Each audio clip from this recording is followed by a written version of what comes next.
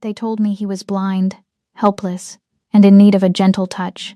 But when I walked into the dark penthouse, the man sitting in the shadows didn't look helpless. He looked like a nightmare waiting to happen.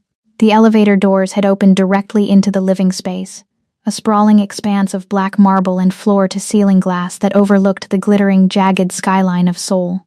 The air conditioning was set low enough to prickle the skin, giving the room the sterile, preserved feeling of a mausoleum. Or a meat locker. I adjusted the strap of my medical bag, my grip tightening on the leather handle. I wasn't here to be impressed by the wealth. I was here because the agency said the pay was triple the standard rate for private care, and when you have the kind of debt hanging over your head that I did, you don't ask questions. You just show up. "Mr. Kim?" I called out. My voice sounded too loud in the cavernous room, bouncing off the hard surfaces. There was no answer. I took a few steps forward, my rubber-soled nursing shoes squeaking faintly on the polished floor. That was when I saw him. He was seated in a high-backed leather chair facing the window, his silhouette cutting a sharp, massive shape against the city lights. As I moved around the periphery of the furniture to face him, the breath hitched in my throat. The dossier had described Kim Suk-jong as a recluse recovering from a traumatic accident that took his sight. I had pictured a frail invalid, perhaps wasted away from atrophy and depression. The man before me was a mountain. Even sitting down, the width of his shoulders was imposing, straining against the fabric of a bespoke charcoal suit that cost more than my entire life's earnings. He wore black sunglasses, opaque and impenetrable, even in the dim light of the apartment. His hands rested on the armrests of the chair, large, veined, and still. Deadly still. "I'm Selima Thompson," I said, keeping my tone clipped and professional. I wasn't here to coddle him. I was here to ensure he didn't die on my watch so I could collect my check. "Your agency sent me over. I need to conduct an initial physical assessment." He didn't move. He didn't even tilt his head. For a second, I wondered if he was catatonic. "Mr. Kim," I stepped closer, entering his personal space. I could smell him now, a scent of expensive sandalwood, cold rain, and something metallic, like copper. "I need your wrist for a pulse check." I set my bag down on a glass side table and reached for his left hand. His skin was surprisingly hot, a stark contrast to the freezing room. As my fingers found his radial artery, I felt the steady, powerful thrum of his heart. It wasn't the racing heart of a nervous invalid. It was the slow, rhythmic beat of a predator at rest. "Strong pulse," I muttered, more to myself than him, pulling my stethoscope from around my neck. "I'm going to check your blood pressure now. I need you to unbutton your jacket." Silence. I sighed, my patience already thinning. "Look, Mr. Kim, I can do this the easy way, or I can treat you like a stubborn toddler. But I have a job to do." I reached out to undo the top button of his suit jacket myself. That was when he moved. It was a blur of motion, too fast for a blind man. Before my fingers could graze the button, his hand shot up and clamped around my waist. The grip was iron hard, pulling me off balance. I gasped, stumbling forward, colliding with his knees. I was suddenly trapped between his spread thighs, his hand burning a brand into my side through my scrubs. I froze, expecting him to push me away, to tell me to back off. Instead, his hand slid upwards. It wasn't a stumble. It wasn't a mistake. His thumb dug into the soft flesh of my hip, tracing the curve with a deliberate, possessive slowness that made my skin crawl. He pulled me closer, so close I could feel the heat radiating off his chest, his head tilted up, those black glasses reflecting my own shocked expression. He was testing the weight of me, handling me not like a nurse, but like merchandise he was considering buying. The disrespect hit me harder than the fear. I wasn't a toy. I wasn't one of the girls my ex-boyfriend used to gamble away. I was a professional, and I was done being handled by men who thought they owned the world. Rage flared in my chest, white-hot and instantaneous. I didn't think. I didn't calculate the consequences. I just reacted. I swung my right hand and slapped him across the face with everything I had. "Welcome, my fierce hearts and midnight dreamers. If you've been riding with me, you know we don't do boy meets girl here. We do predator meets the one woman dangerous enough to save him. We do the kind of chemistry that's mixed with gunpowder and bad decisions. And if you're new, Buckle the hell up, because you're about to witness a collision between a nurse with a debt to pay and a mafia lord with everything to hide. This isn't just a romance, it's a war zone. Hit that like button before the first shot is fired. Subscribe, because your obsession starts right now, and smash that notification bell. Because in this world, silence gets you killed. Now, let's watch the blind man see everything. The sound echoed like a gunshot in the silent penthouse. My palm stung, vibrating with the force of the impact. I stumbled back, wrenching myself free from his grip. My chest was heaving, my heart hammering against my ribs like a trapped bird. I stared at him, my hands still raised, waiting for the retaliation, waiting for the security guards to burst in, or for him to produce a weapon.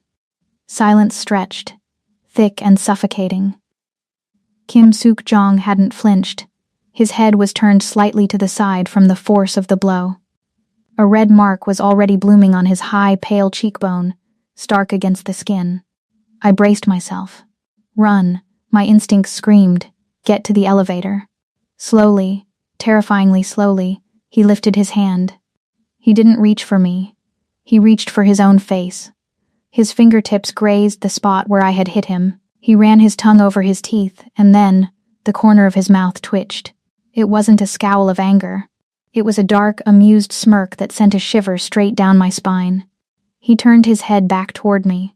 The black glasses were aimed directly at my eyes, and for a terrifying second I felt stripped bare, as if the tint on the lenses didn't exist at all. As if he could see the fear, the debt, and the defiance all swirling inside me. Finally, he rumbled, his voice a deep baritone that seemed to vibrate through the floorboards. Someone who isn't afraid to touch the monster. You're hired. You're hired. Those two words hit me harder than the recoil of my own slap. They hung in the freezing air of the penthouse, perverse and nonsensical. I stared at him, my hand still throbbing, waiting for the punchline.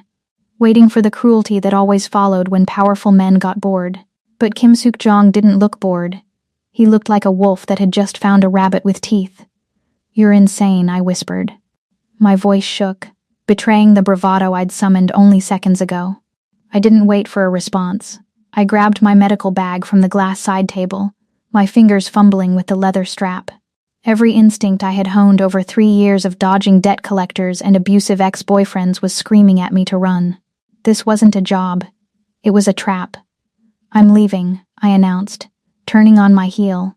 Find another nurse to play your sick games. He didn't try to stop me. He didn't even move from his chair. He just sat there in the shadows, that faint, terrifying smirk still ghosting his lips. As if he knew something I didn't, as if the door I was walking toward wasn't an exit, but just another wall of the cage. I marched across the expanse of the black marble floor, the squeak of my shoes sounding frantic. I hit the call button for the elevator, stabbing it repeatedly. Come on. Come on. The lights above the brushed steel doors didn't light up. The soft hum of the machinery was absent. Open. I hissed, slamming my palm against the metal. Miss Thompson. The voice didn't come from behind me. It came from the shadows of the hallway to my right. I spun around, my back pressing against the useless elevator doors. 2 men stepped into the light. They were built like tanks, dressed in identical black suits that strained against their bulk. They moved with the silent, heavy grace of hired muscle, the kind that broke kneecaps for a living. They weren't hotel security. They were soldiers. The elevator is locked, the taller one said. His voice was flat, devoid of emotion. Unlock it, I demanded, though my heart was hammering against my ribs. I'm leaving. You can't keep me here. That's kidnapping. The tall one didn't blink. He just bowed his head slightly, a gesture of respect that felt mocking given the circumstances. Mr. Kim has not dismissed you. Please return to the lounge.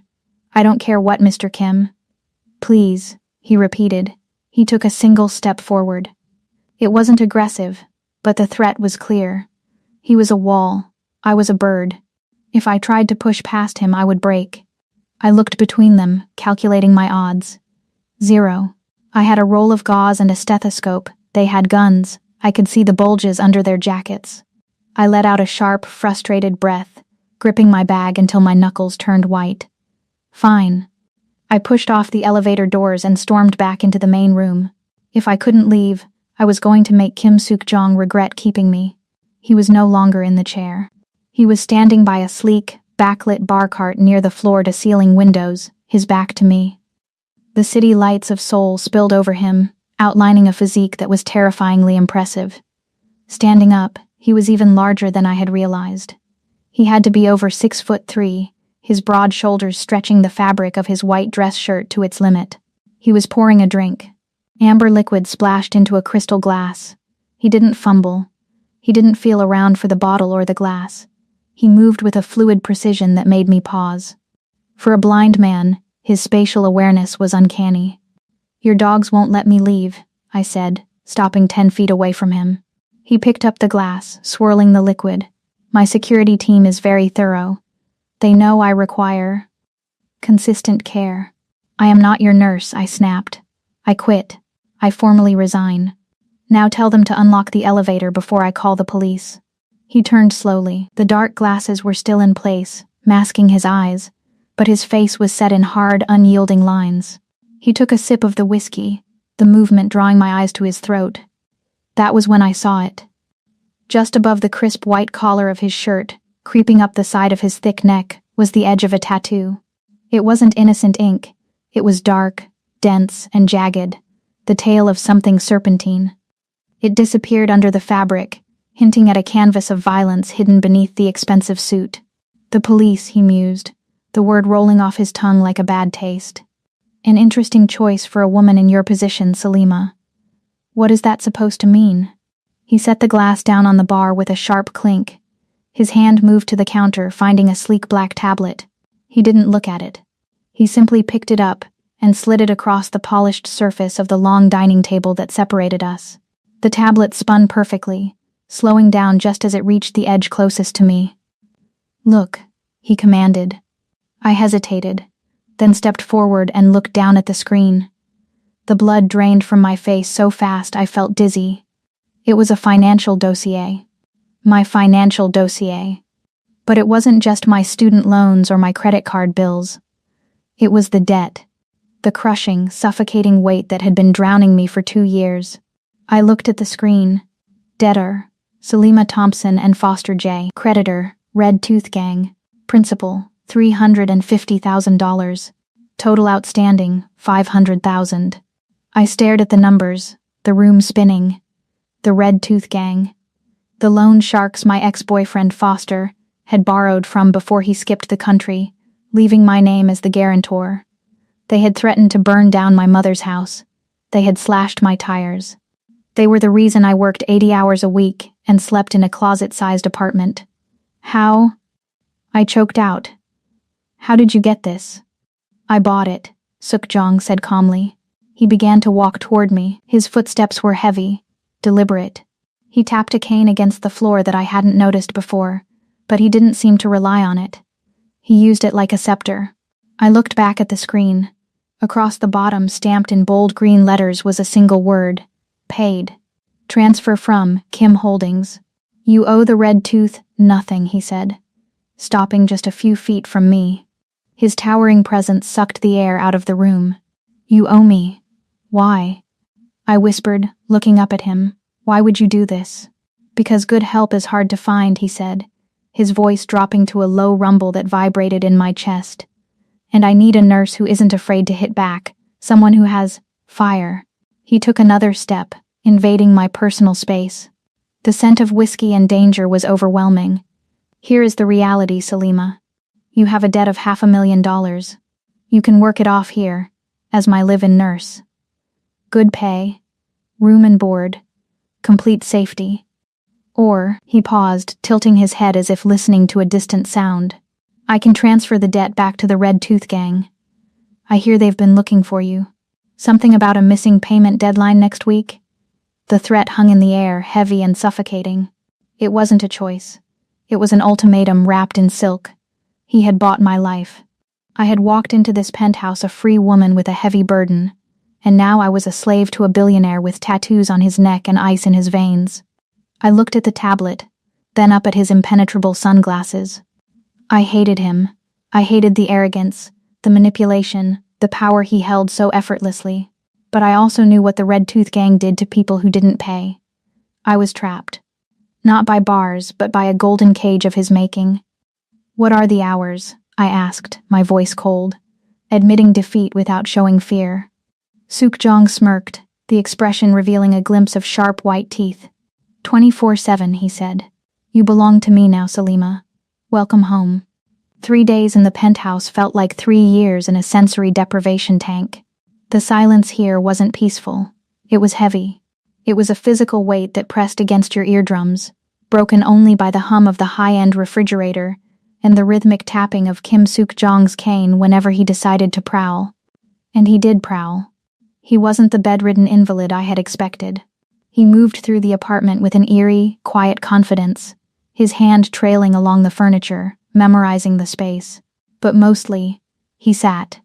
He sat in that high-backed leather chair facing the window, drinking black coffee, his eyes hidden behind those impenetrable glasses. I tried to stay invisible. I stuck to my routine, checking his vitals in the morning, organizing his medications which he refused to take, and reading quietly in the corner. But I could feel him. Even across the room, it felt like his gaze was tracking me, burning through the dark lenses. It was paranoid, I told myself. The man was blind. He couldn't see the way my uniform fit, or the way I bit my lip when I was reading. But my skin prickled anyway. Nurse Thompson, his voice cut through the silence, low and gravelly. I looked up from my book. He was sitting at the breakfast bar, a steaming ceramic mug in his hand. "Yes, Mr. Kim?" "The coffee," he muttered, grimacing slightly. "It's..." He went to set the mug down, but his hand miscalculated the edge of the coaster. The mug tipped. Scalding dark liquid splashed out, soaking instantly into the front of his pristine white dress shirt. "Damn it," he hissed, recoiling. The mug shattered on the floor, shards of ceramic skittering across the marble. I was moving before the first shard stopped spinning. "Don't move." I grabbed a clean towel from the counter and rushed to him. The coffee was fresh, boiling hot. If it sat against his skin, it would cause a second-degree burn in seconds. "I need to get this shirt off," I commanded, my voice snapping into professional urgency. The fear of the man vanished. Now, he was just a patient. "Stand up." He stood, his jaw clenched, a vein throbbing in his temple. He was breathing hard, the heat radiating off him in waves. My hands flew to the buttons of his shirt. They were small, slippery mother of pearl, difficult to undo with trembling fingers. The scent hit me then, not just the sharp bitterness of the coffee, but the underlying smell of him. Expensive oud wood cologne, crisp linen, and the raw masculine musk of a man in pain. "Hurry," he gritted out. "I'm trying," I snapped back.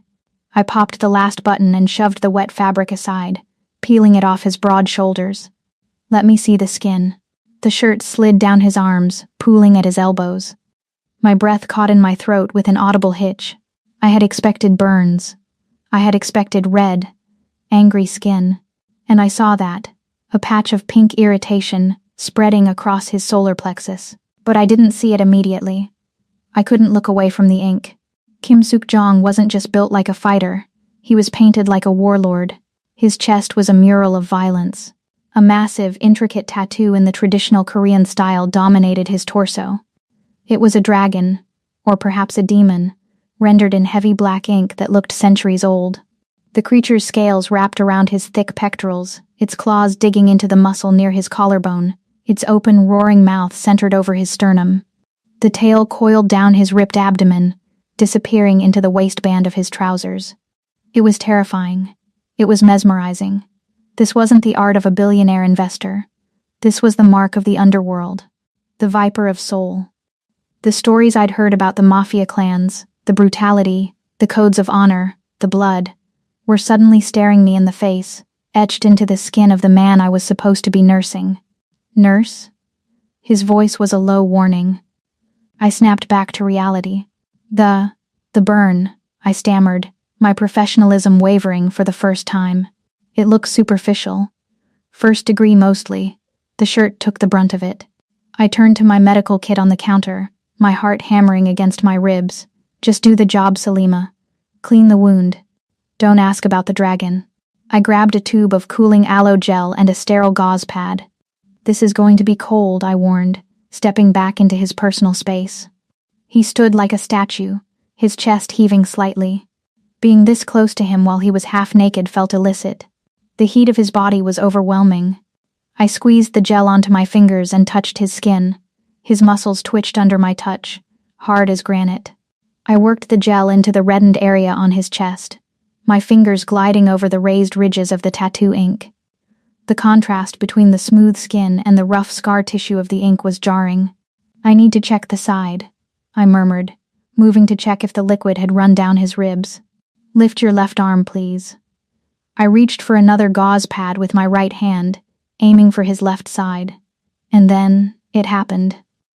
Before the words "lift your arm" had fully left my lips, before I had even touched his elbow to guide him, his left arm rose. It was a smooth, precise movement. He lifted his arm just enough to give me access to his ribcage, exactly where I was looking. I froze. My hand hovered in mid-air, the gauze pad trembling slightly. He was blind. He couldn't see me reaching. He couldn't see the trajectory of my hand. He should have waited for my touch, or fumbled, or asked which arm. But he had anticipated the movement perfectly. He saw me. The realization hit me like a bucket of ice water. The stumbling, the cane, the dark glasses. It was a performance. A lie.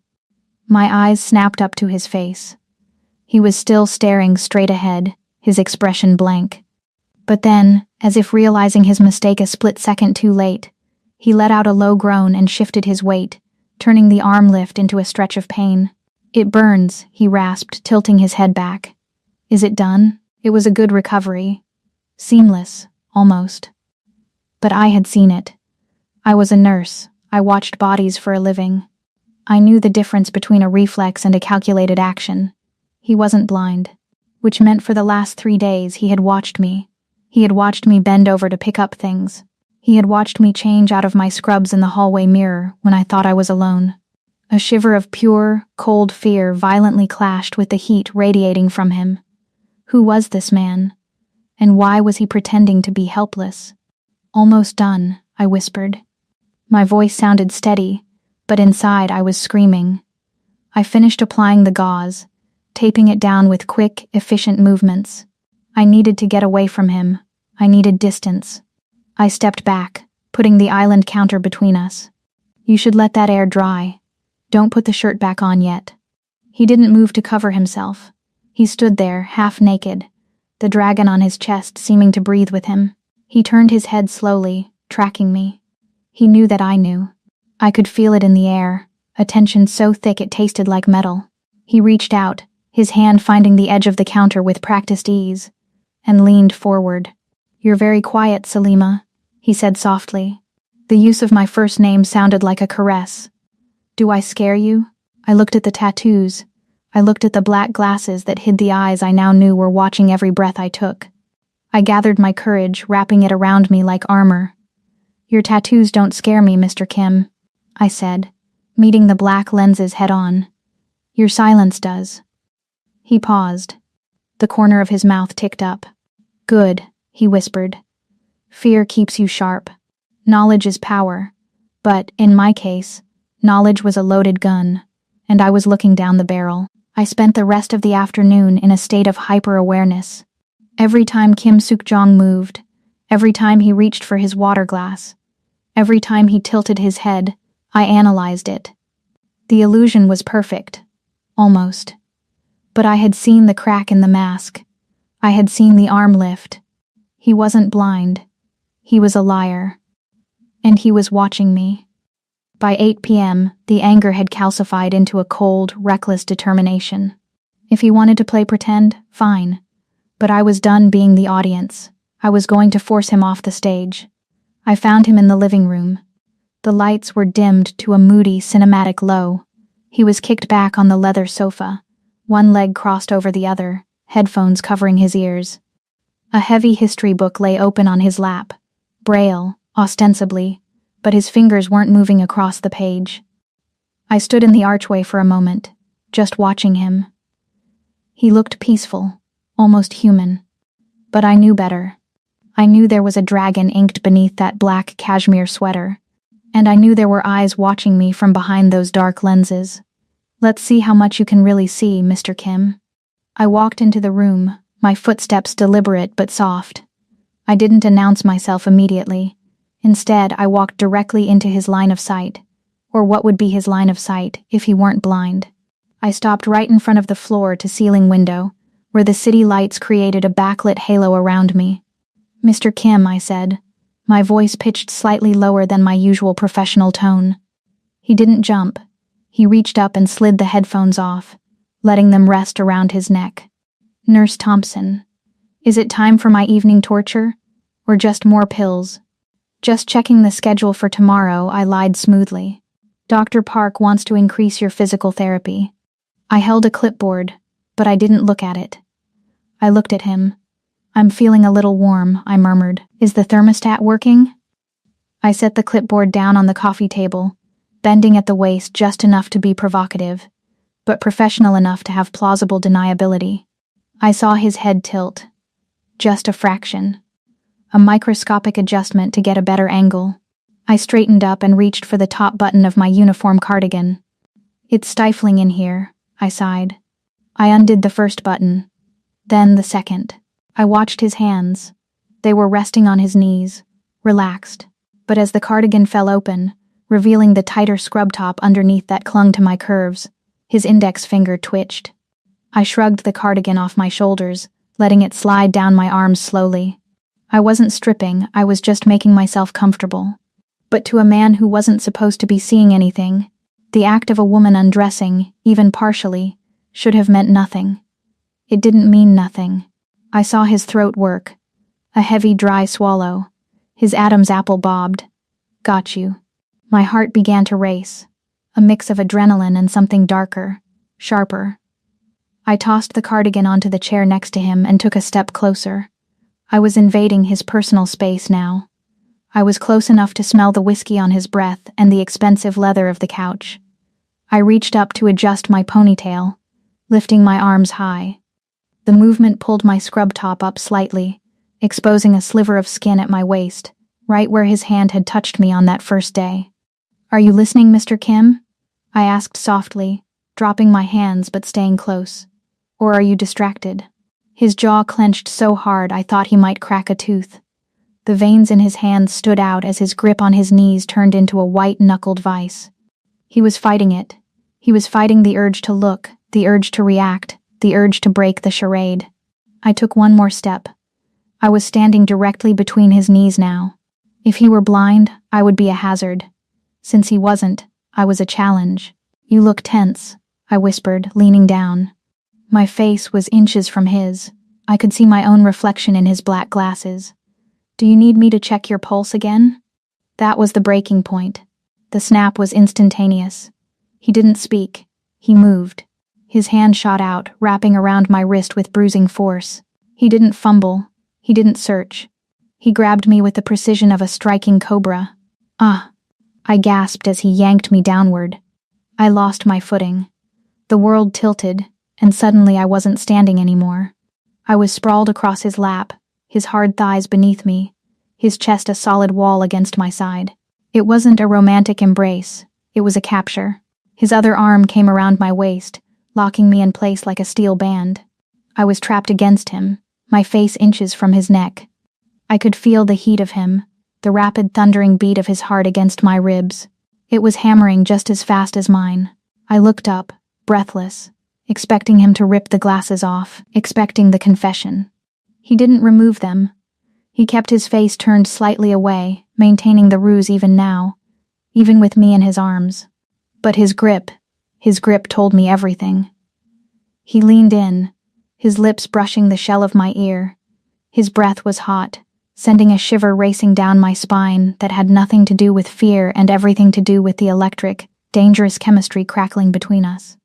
You are playing a very dangerous game, Salima, he whispered.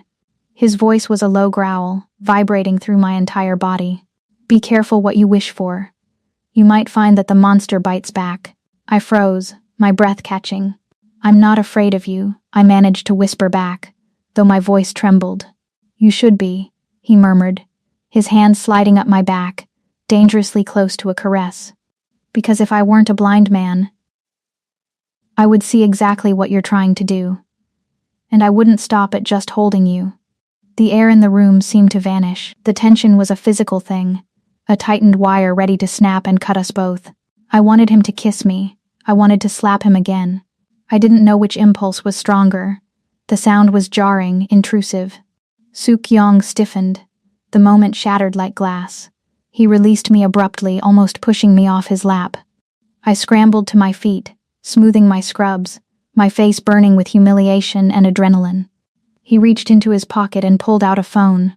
He flipped it open, an old burner style. "Speak," he answered, his voice instantly cold, commanded, and utterly detached. He listened for a second, his jaw tightening. "I see," he said. He paused, then corrected himself. "I understand. Secure the perimeter. I'm coming down." He hung up and stood, grabbing his cane. He turned his head toward where I was standing, shivering in the warm room.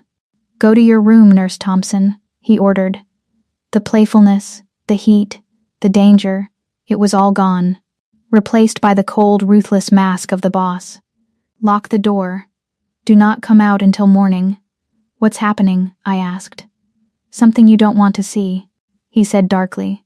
And then he walked out of the room, his cane tapping rhythmically on the floor, leaving me alone in the dark with my heart trying to beat its way out of my chest. The storm broke over Seoul like a hammer hitting an anvil. Rain lashed against the floor to ceiling glass of the penthouse, blurring the city lights into smears of neon blood. Thunder rattled the bones of the building, vibrating through the soles of my feet. I was pacing in the kitchen, a glass of water trembling in my hand. Suk-yong had ordered me to lock my door, to stay put. But I wasn't a dog, and I wasn't a child. My instincts, honed by years of dodging debt collectors and navigating dangerous neighborhoods, were screaming. Then, the lights died. It wasn't a flicker, it was a hard cut. The hum of the refrigerator, the ambient glow of the hallway sconces, everything vanished instantly. The penthouse plunged into a heavy, suffocating blackness. I froze. A power outage in a building like this? Impossible. They had backup generators. They had redundancies. Unless the lines were cut. Crash. The sound of shattering glass came from the far end of the living room, near the terrace doors. It was distinct, sharp, and definitely not the wind. My heart hammered against my ribs. I set the water glass down on the counter, carefully, silently, and reached for my medical bag. I didn't have a gun. I didn't have a taser. But I had a #10 surgical scalpel. I ripped the sterile packaging open with my teeth, the cold steel handle settling into my palm. I moved into the hallway, hugging the wall. The lightning flashed, illuminating the living room in a strobe light burst of blue-white terror. I saw them. 3 shadows moving through the broken terrace doors. They were sleek, professional, dressed in tactical gear. Water dripped from their clothes onto the marble floor. They moved in silence, weapons raised, assassins. I held my breath, shrinking back into the shadows of the kitchen doorway. I needed to get to the service elevator. I needed to. A hand clamped over my mouth from behind. I didn't scream. I reacted. I stomped my heel down hard, driving it into the instep of the person behind me. A grunt of pain. The grip loosened just a fraction. I spun around, slashing blindly with the scalpel. "Bitch." A voice hissed. Lightning flashed again. A man in a balaclava was looming over me. I had sliced his forearm, dark blood was already welling up, but he was big, and he was angry. He backhanded me. The force of the blow sent me stumbling back into the kitchen island. My head cracked against the granite. Stars burst in my vision. "Secure the girl," another voice whispered from the living room. The man lunged at me. I kicked out, aiming for his knee, but he caught my leg. He yanked me forward, slamming my chest against the counter. He pinned me there, his weight crushing the air from my lungs. I thrashed, slashing at the air with the scalpel, but he caught my wrist and twisted it until I dropped the blade. "Quiet," he growled, pressing the cold barrel of a silencer against my temple. "Or I paint the cabinets with your brains." I froze. Tears of frustration and terror pricked my eyes. This was it. I was going to die in a billionaire's kitchen over a debt that wasn't mine. Drop her. The voice didn't come from the door. It came from the darkness behind the assassin. It was low, calm, and terrifyingly familiar. The assassin stiffened. Who? The sound was wet and sickening. The pressure of the gun against my temple vanished instantly. The assassin didn't scream. He made a choking, gurgling sound, and then went dead weight, collapsing backward onto the floor. Lightning flashed. Kim Suk-yong stood over the body. He wasn't wearing his sunglasses. He wasn't holding his cane. He was dressed in black slacks and a fitted tactical shirt that clung to his broad chest. In his right hand he held a sleek, curved karambit knife, the blade dripping dark fluid. But it was his eyes that stopped my heart.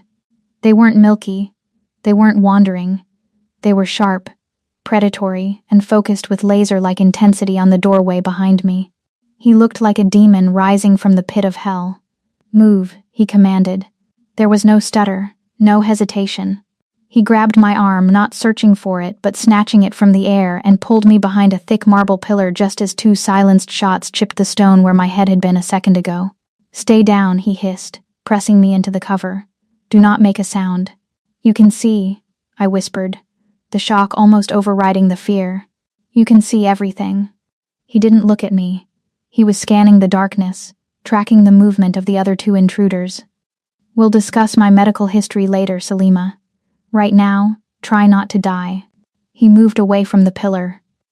I watched, paralyzed, as he slipped into the shadows. He didn't stumble. He didn't feel his way around the furniture. He moved like smoke.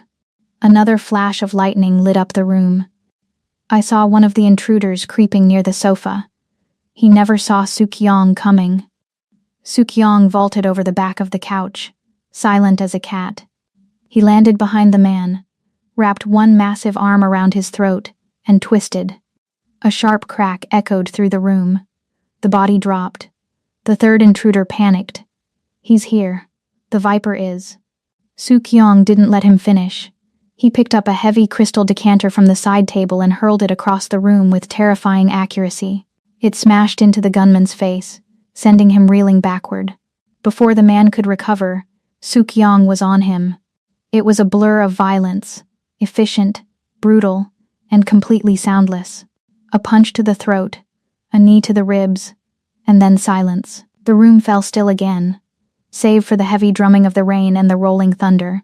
I stayed crouched behind the pillar, shaking. I had known he was dangerous. I had known he was powerful. But this was a slaughter. And he had done it with the ease of a man taking out the trash. Footsteps approached me. Soft, deliberate. Suk-yong stepped into the faint gray light coming from the window. He wiped the blade of his knife on his pant leg. He looked at me, his eyes dark pools of adrenaline and cold calculation. Are you hurt? He asked. I shook my head, unable to speak. I looked at the bodies scattered across his pristine floor. Then I looked back at him. The blind billionaire was gone. The Viper of Soul was standing in his place. Good, he said, reaching down to pull me to my feet. His grip was warm, solid, and undeniably protective. Because the night is just beginning. The silence that followed the violence was heavier than the storm outside. The bodies lay on the marble floor like discarded mannequins, dark pools widening beneath them. My hands were shaking, a violent tremor that started in my fingertips and rattled my teeth. The adrenaline was crashing, leaving behind a cold, nauseating reality. I had just stabbed a man, and my patient, the blind billionaire, had just executed two others with the efficiency of a machine. Kim Suk-yong didn't shake. He walked over to the wall phone, stepping over a sprawling arm without looking down. He dialed a number, his movements precise. Unit 4, he said into the receiver. His voice was flat, devoid of the panic that was currently clawing at my throat. Penthouse. Disposal. 3 packages. Scrub the site. He hung up and turned to me. Without the sunglasses, his face was a revelation. His eyes were dark, sharp, and terrifyingly intelligent. There was no softness in them, no cloudy haze, just the cold, hard stare of a man who had killed before, and would kill again. "Come," he said. It wasn't a request. He didn't wait for me. He walked toward the heavy oak doors of his study. I looked at the carnage one last time, swallowed the bile rising in my throat, and followed him. The study was a fortress within a fortress, walls lined with books, heavy velvet drapes drawn tight, and a smell of leather and tobacco. Soo-kyung went straight to the crystal decanter on his desk. He poured 2 glasses of amber liquid. He didn't spill a drop. He held one out to me. "Drink," he ordered. "It helps with the shock." I took the glass, my fingers brushing his. His skin was warm, steady. I downed the whiskey in one burn, the alcohol hitting my stomach like liquid fire. I slammed the glass down on the desk and glared at him. "You can see," I accused. The words felt inadequate, small. "You lied. To me. To everyone. For months." Suk-jong took a slow sip of his drink, leaning back against the edge of the mahogany desk. He crossed his ankles, looking at me with a maddening calmness. "I lied to survive, Salima," he said. "In my world, a weakness is a target. But a perceived weakness? That is a trap." "A trap?" I laughed, a brittle, hysterical sound. "You call this a trap? Assassins just broke into your house. And they are dead," he countered smoothly. "But you are asking why? Why the charade?" He set the glass down and walked toward the fireplace, staring at the unlit logs. 6 months ago, a shipment of mine was intercepted. Then another. Then a raid on one of my safe houses.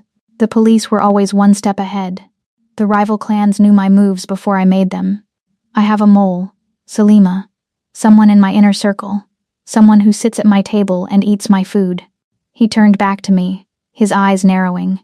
"Do you know what people do when they think you are broken? When they think you are blind and helpless? They stop whispering. They speak freely. They leave documents on the table. They forget you are a predator and start treating you like furniture." I became invisible. "And did it work?" I asked. "Did you find them?" "I narrowed it down," he said darkly. "But tonight proves that they are getting desperate. They know I am vulnerable. They sent a hit squad to finish what the accident couldn't." He pushed off the desk and walked toward me, stopping just outside my personal space. The air between us shifted. It wasn't the predatory tension of the last few days. It was something else. "Respect? You saved my life tonight," he said quietly. Most people would have screamed. "You picked up a scalpel." "I did what I had to do," I muttered, looking away. "Yes, you did." He reached into his pocket and pulled out his phone. He tapped the screen a few times. "Your debt to the Red Tooth Gang is paid. I cleared it the day you arrived. But as of this moment, your contract with me is void. You are free to go." My head snapped up. "What?" "Pack your things," he said, his voice turning cold again. "The cleaners will be here in 10 minutes. They can drop you anywhere in the city. You have your life back, Salima. Go." He turned his back on me, dismissing me. I stared at his broad back. I thought about my apartment, the peeling paint, the leaking faucet, the constant fear of the debt collectors. I thought about the hospital shifts, the rude doctors, the endless, grinding poverty. And then I looked at him. The viper of soul. A monster, yes. But a monster who had shielded me with his own body. A man who had just offered me freedom when he could have easily silenced me to protect his secret. I realized something terrifying. I didn't want to go back to being ordinary. I didn't want to be safe and poor. I felt more alive in this room, standing next to a killer, than I had felt in my entire life. "No," I said. He paused. "No? I'm not going anywhere," I said, my voice gaining strength. "You said you have a mole. You said they're desperate. If I leave now, I'm a loose end. They'll find me. They'll torture me to find out what I know about you. I'm safer here." He turned slowly, his expression unreadable. "It is a war zone, Salima. You could die." "I almost died tonight," I countered, crossing my arms. "At least here, the person watching my back can actually see." A ghost of a smile touched his lips. It wasn't the smirk from before, it was genuine. "You are a strange woman, Selima Thompson," he murmured. "I'm a practical woman, Mr. Kim. And besides," I took a step toward him. "You need me. Do I?" "You can't drop the act yet," I reasoned, my mind racing. "If you suddenly reveal you can see, the mole goes underground. You need to catch them in the act. You need to stay blind. And for that, you need a nurse." He watched me for a long moment, evaluating me. Then, he nodded. "Tomorrow night," he said. "The grand gala. Every major player in the Seoul underworld will be there. Politicians, CEOs, and the heads of the 5 families. The traitor will be there. I need to flush him out." "How?" "By presenting himself with the perfect opportunity," Suk-jong said. "I will attend. I will be frail.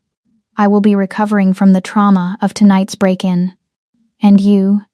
He stepped closer, reaching out. His hand came up to my face. I flinched, instinctively, but he didn't strike. His thumb gently brushed the side of my cheekbone where the assassin had backhanded me. The skin was tender, bruising. "You will be my eyes," he whispered. "You will guide me. You will whisper in my ear. We will walk into the lion's den together." His touch was electric. It wasn't possessive like before. It was an anchor. "Does it hurt?" he asked softly, looking at the bruise. "I'll live," I whispered, my breath catching. "You fought well, Selima," he said, his eyes locking onto mine. "Better than half my men. We are not nurse and patient anymore. What are we?" I asked. He lowered his hand, but his gaze didn't waver. "Partners," he said. "Now, go get some ice for that face. We have a performance to rehearse." The dress was a weapon. It lay on the bed like a pool of spilled blood, deep crimson silk that looked like it would slip through your fingers if you tried to hold it. It was backless, with a slit that ran dangerously high up the left leg. "Put it on," Suk-jong had said, tossing the garment bag onto my duvet an hour ago. "If we are walking into hell, you should look like the devil." I stood in front of the full-length mirror, smoothing the fabric over my hips. It fit like a second skin. My hair was swept up in an elegant chignon, exposing the curve of my neck. I looked expensive. I looked dangerous. I looked nothing like the nurse who scrubbed bedpans for minimum wage. A knock at the door. "Enter," I said. Suk-jong walked in. He was breathtaking. He wore a tuxedo cut from midnight blue velvet, the lapels sharp as razors. The black sunglasses were back in place, masking the eyes I now knew saw everything. He carried a silver-headed cane, but his grip on it was loose, relaxed. He stopped in the doorway, his head tilting slightly as he scanned me from head to toe. For a moment, the silence stretched, heavy and charged. "Turn around," he commanded softly. I did. The silk whispered against my skin. "Perfect," he murmured. He walked toward me, not stopping until he was standing directly behind me. I could see us in the mirror, the massive dark figure of the Mafia boss and the woman in red standing in his shadow. "One final accessory," he said. He knelt. My breath hitched. He reached under the high slit of my dress. His large warm hand grasped my thigh, his fingers rough against the smooth skin. He wasn't caressing me, he was securing something. I looked down. He was strapping a sleek black leather holster to my thigh. Inside sat a compact, suppressed pistol. "It's a P238, he said, his voice low and businesslike, though the heat of his breath against my leg made my knees weak. "Safety is off. Chamber is loaded. If things go wrong, and they might, you aim for the center of mass. Do not hesitate."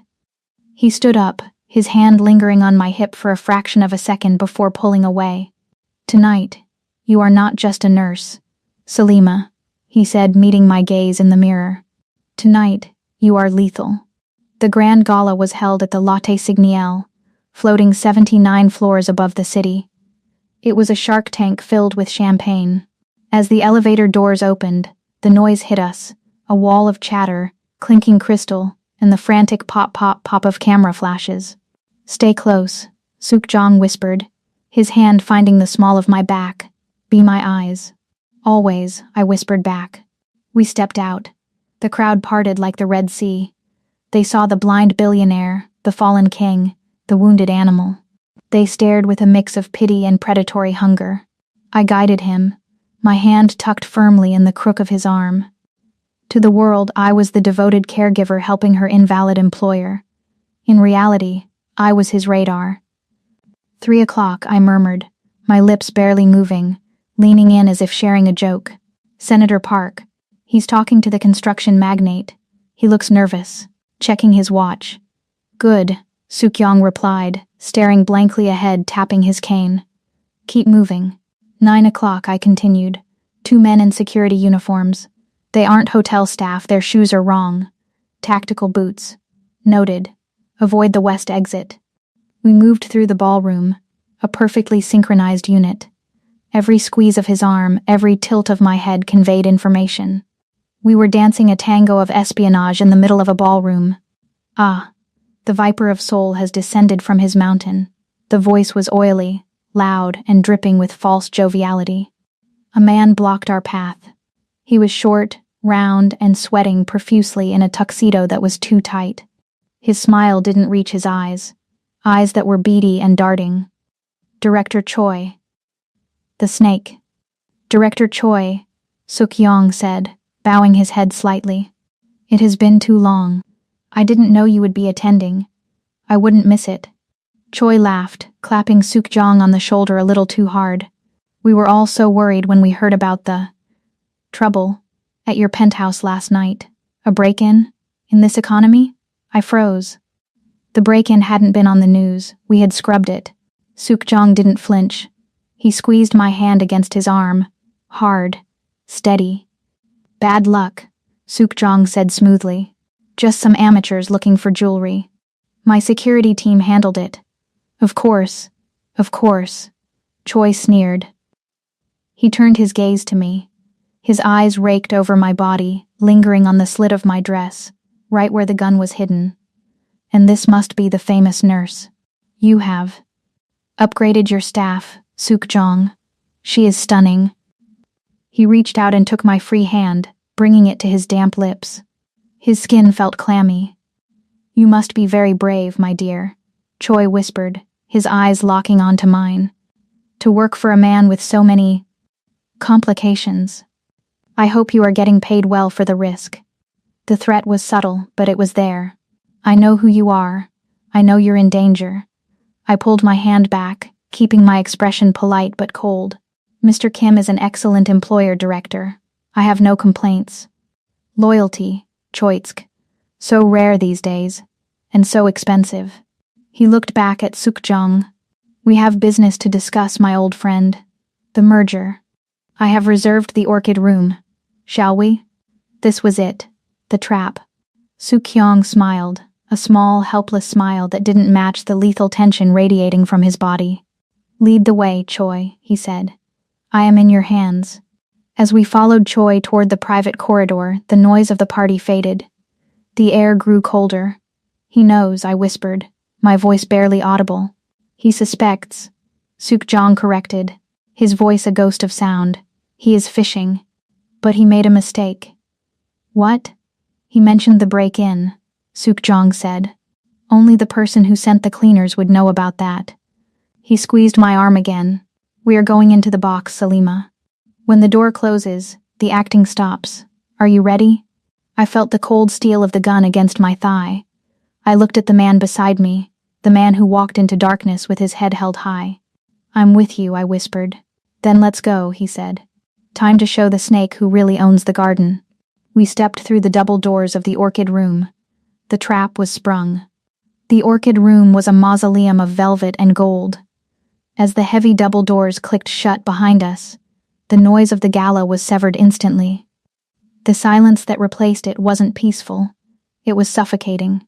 Director Choi walked to the center of the room, his oily smile widening. But he didn't sit at the head of the long mahogany table. He stood to the side, acting like a servant. At the head of the table, sitting in Suk-jong's usual seat, was a man I knew. I had seen him in the penthouse a dozen times. I had brought him coffee. I had watched him laugh with Suk-jong, sharing cigars and discussing legal strategies. Minho. Sukjong's personal attorney, his oldest friend, his right hand.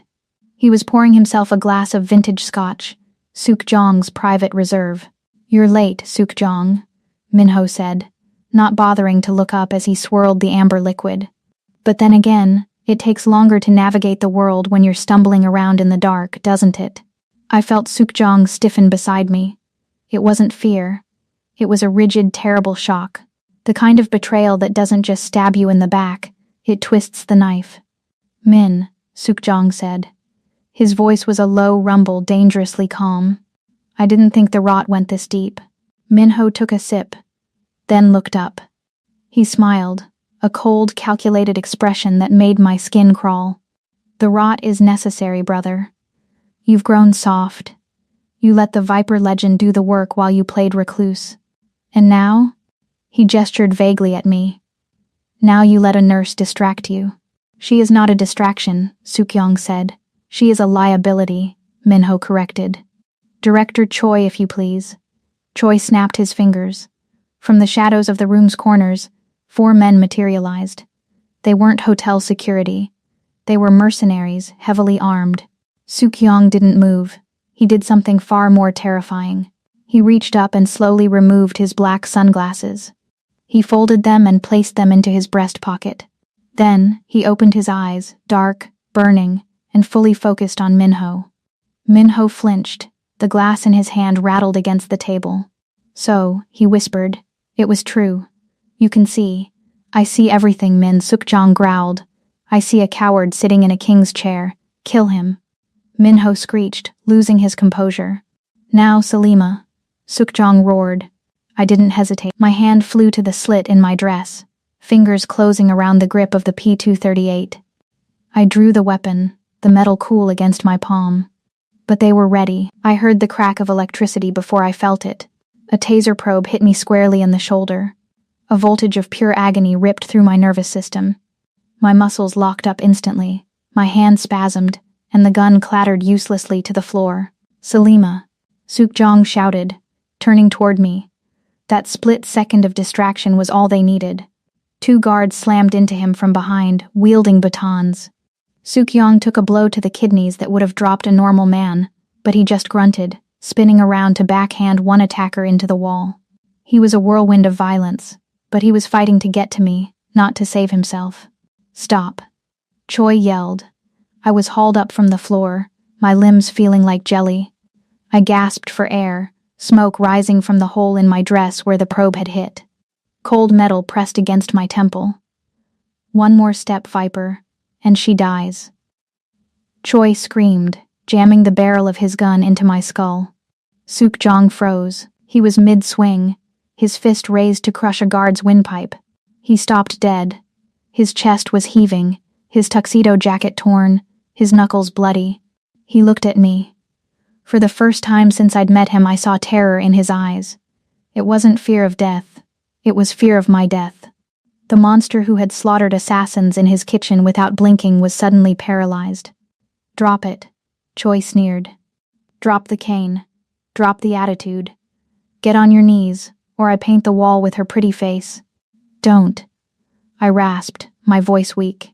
"Sukjong, don't." He didn't listen to me. He didn't look at Minho. He kept his eyes locked on mine, a silent apology written in them. Slowly, agonizingly, he opened his hands. The silver-headed cane clattered to the floor. He sank to his knees. The proudest, most dangerous man in Seoul knelt on the carpet, surrendering his power to save a nurse with a bad credit score. "Let her go, Min," Sukjong said, his voice ragged. "This is between us." Minho laughed, regaining his confidence now that the Viper was declawed. "Oh, she's not going anywhere, Sukjong. We need leverage, if you want her back. Well, we'll see if you survive the night." Minho waved his hand. "Take her to the warehouse. Leave him to the boys." "No," I screamed as the guards began to drag me backward. "Sukjong." "Take him apart," Minho ordered the guards surrounding Sukjong. Piece by piece. The guards swarmed him. I saw a boot connect with Sukyong's ribs. I saw a baton strike his head. He slumped forward, blood spraying onto the floor. "Fight back."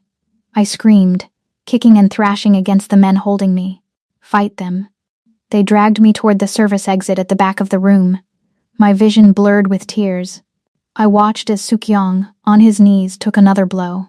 But then, just as the guards reached the door, Sukyong's head snapped up. He roared. It was a primal sound, a sound of pure, unadulterated rage. He grabbed the leg of the nearest attacker and twisted. A sickening snap echoed through the room. He surged upward, ignoring the blows raining down on him, rising like a demon from the ashes. He wasn't fighting to survive. He was fighting to follow me. Salima. He bellowed, his voice shaking the walls. The heavy door slammed shut in my face, cutting off his scream.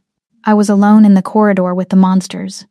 And he was trapped in the room with his betrayal. The smell of rust and low tide was suffocating.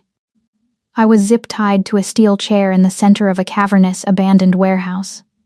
Rain hammered against the corrugated metal roof, drowning out the distant wail of tugboats on the Han River. My dress, the beautiful crimson silk, was torn at the hem, stained with grease and the dirt of the van floor. You should have seen him, Choi. Minho laughed, pacing in front of me. He held a bottle of champagne, the pop of the cork echoing like a gunshot.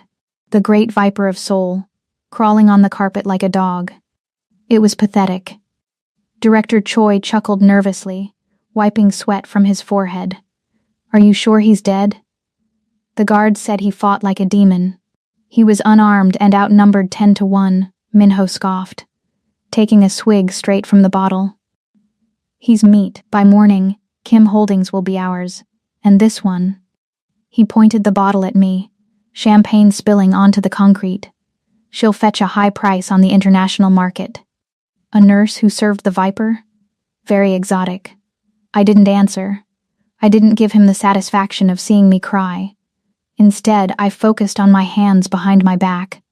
My wrists were raw, the plastic ties digging into my skin. But they had made a mistake. They hadn't checked my hair. Buried in the ruined chignon was a long steel hairpin, sharp and sturdy. I had managed to shake it loose in the van. Now, I worked it between my wrists, my fingers cramping as I fished for the locking mechanism of the zip tie. Click. The plastic tongue gave way. The tie loosened just a fraction. It wasn't enough to slip my hands out yet, but it was enough to wait for the right moment. What's that? Choi asked, freezing. The warehouse lights flickered. A deep, mechanical groan reverberated through the building. Then, darkness. Total, absolute pitch black. Who cut the power? Minho shouted, his voice cracking. Get the generator. Use your flashlights. Beams of light cut through the gloom, swinging wildly as the 6 guards stationed around the perimeter panicked. I can't see anything. One guard yelled, Shut up and watch the doors. Minho commanded. The sound was wet, sharp, and terrified. A flashlight beam spun wildly and hit the floor. The guard holding it didn't scream. He just gargled, a choking sound that was cut short by the thud of a body hitting the concrete. He's here, I whispered into the dark. A savage hope flared in my chest. Fire. Choi screamed, pulling his gun. Fire at anything that moves. Muzzle flashes lit up the warehouse like a strobe light, revealing brief, terrifying vignettes of violence. In the flashes, I saw him. He wasn't the elegant billionaire in the velvet tuxedo anymore. He was a nightmare. His jacket was gone. His white shirt was shredded, soaked in blood, both his and others.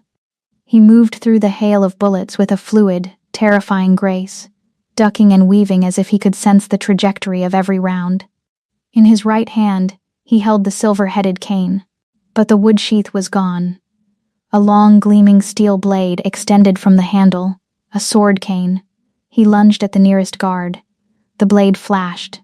The guard fell. He spun, using the momentum to kick another man in the chest, sending him flying into a stack of oil drums. He was cutting a path straight to me. Stop him.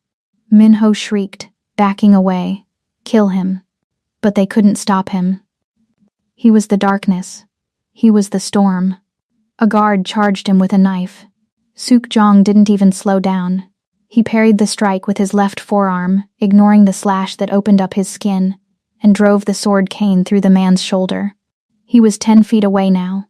His eyes found mine in the chaos. They were wild, burning with pain and rage, but focused entirely on me.